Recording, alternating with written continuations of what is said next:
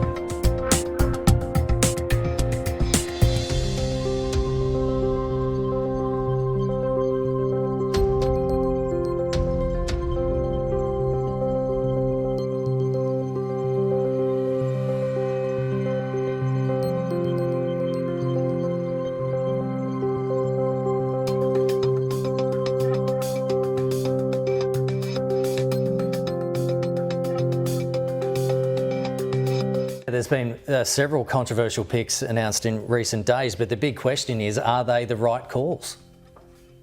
Well, it's the important thing is, Kenny, they're his calls, okay?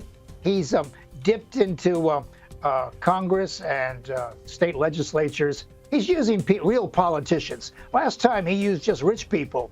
You know, he used to say rich people know how to run the country. Well, this time he wants political operatives too. You know, there's some good people there. And you know, every party that comes in has a right to control it. But I think it's very clever this time. You know, he's got a guy who's nominated for the district for the attorney general.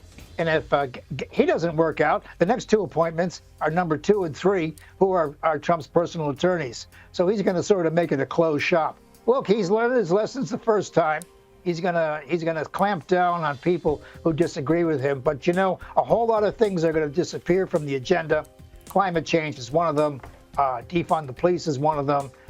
And cancel culture is another one. I mean, he's not going to tolerate that because this last election is a repudiation of those kinds of things. So the Democrats have nothing left to do now, Kenny, except make trouble.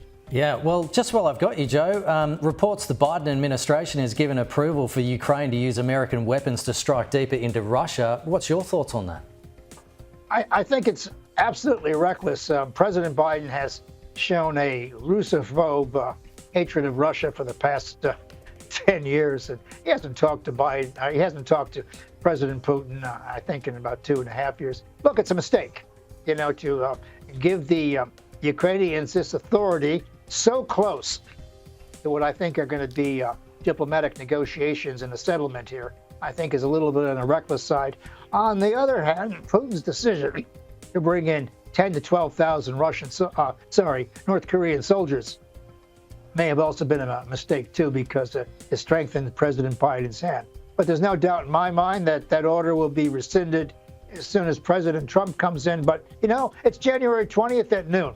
Between now and then, Joe Biden can do what he wants, and the world will be damned. So I think we have to watch this very, very carefully. Joe Siracusa, appreciate your thoughts this morning. Thank you. Thank you.